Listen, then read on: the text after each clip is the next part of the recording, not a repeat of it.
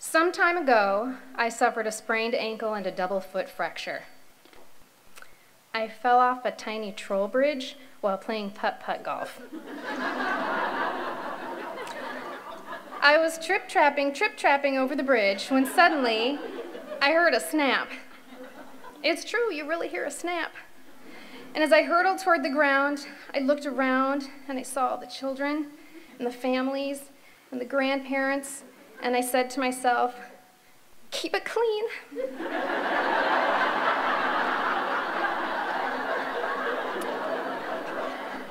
We were putt-putting to forget, because our family had just left the only home my son had ever known and moved across the country.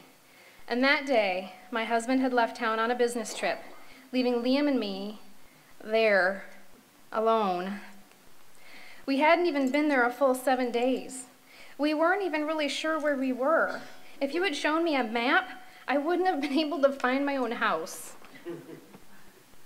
What followed the snap was a debacle that included an ambulance, a pot-smoking EMT,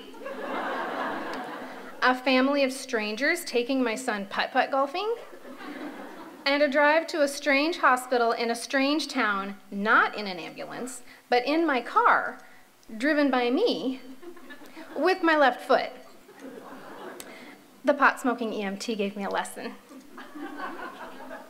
I called my husband from the hospital and he suggested flying my mom in to help. And I said, no, I'm fine, I can do it. And Mike, stroking my ego, said, yes, I know you can do it, but why should you? And the only response I had was, because I can. Like I'd win some kind of prize. A prize for being exceedingly resourceful and not needing help. Giving help, that I can do. But receiving help? Not so good at that. Because I can do it. But as logic was, logical. Why should I suffer, trapped on the couch in a strange house, in a strange town, with no one to lend a hand but one highly distractible 7-year-old boy with no kinesthetic awareness and no driver's license? When my mom was probably sitting by the phone, intuiting my need for help at that very moment. The decision was made. I agreed to call and simply inquire about the possibility of a visit. Her bag was packed before I hung up the phone.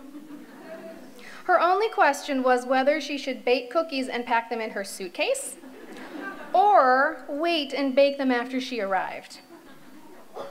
And thus began a week of healthy home-cooked meals with side dishes, a perpetually clean kitchen, disappearing piles of laundry, and a fresh glass of water in my hand at all times. And she encouraged me to rest, like go back to bed rest, which is nearly impossible to do unless someone tells you to do it, giving you permission, protecting you from the judgment and condemnation of the lazy police. When Grandma first arrived, we made a grocery list based on the recipe cards she had packed for the express purpose of loving us through nutrition. I sat in the parked car and rested my foot while she took Liam into the grocery store to help. She went in with a list that said lettuce, chicken, milk, and fresh fruit. She came out with, among other things, marshmallows, barbecue chips, Gushers, which may or may not be actual food, confetti frosting, Jell-O, Ritz crackers, and, wait for it, squeezy cheese in a can. Everyone knows that squeezy cheese is only allowed on road trips. In a word, Grandma is a sucker. When she learned that we had started a new allowance system for Liam to encourage his helpfulness around the house, she tried to pay him for frosting a cake. A cake he begged her to bake. With the confetti frosting he begged her to buy. I tried to explain to her that cake making is not one of his daily chores. His last name is not Ingalls. And let's be honest, he didn't frost that cake, he just licked the knife. That being said, I did not hate having baked goods in my house. Cake and cookies. simultaneously. So I guess I'll shut my cake hole. Grandma was also our new chauffeur, taking me to doctor's appointments and physical therapy and Target, the one place where I truly felt like myself. After having driven myself to the hospital with my left foot, I was classified as a reckless driver. So I agreed to hand over the keys. Without Grandma as our driver, we would have been prisoners in our own home, starving and smelly. Although she nearly drove us off the road every time she saw a house she liked. Oh my heavens, who lives there? You should make friends with them. In between bumper cars and bake-offs, Grandma was Liam's cruise director, a regular Julie McCoy, playing games, entertaining him while we sat in doctor's offices, reading to him for a full hour every night before putting him to bed, while I sat on the couch watching House Hunters International.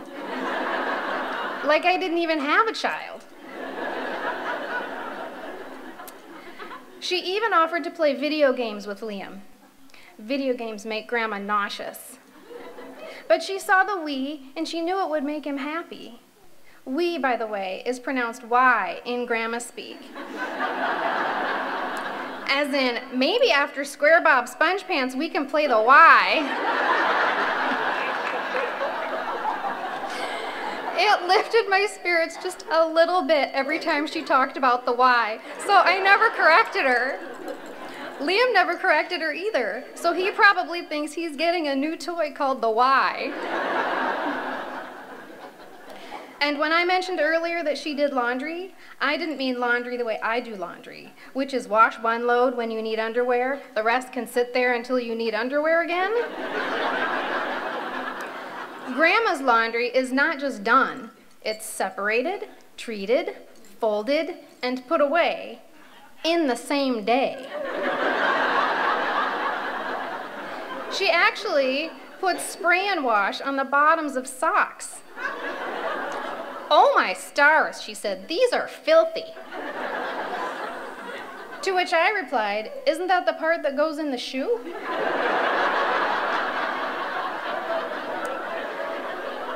Apparently, Grandma suffered a traumatic laundry incident 40 years ago in which somebody commented on the quality of the cloth diapers she had just washed.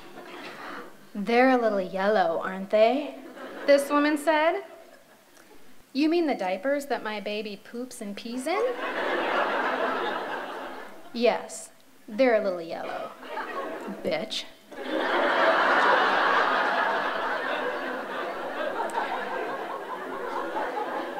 Yes, Grandma is a sucker, but she worked her tail off that week, and that was exactly what I needed. I just read a book in which the narrator loses her mother and mourns the fact that she just lost the one person who knew what she needed when she didn't even know that she needed it. Everyone needs someone in their corner like that. Only dogs can hear me now.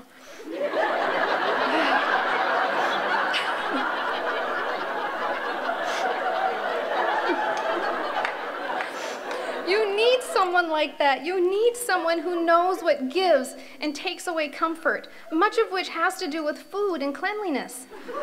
Who doesn't feel better with a full tummy and fresh sheets? The day after my husband got home, I woke up. I fumbled my way down the stairs with my crutches. I limped over to the kitchen table and sat down, and I waited.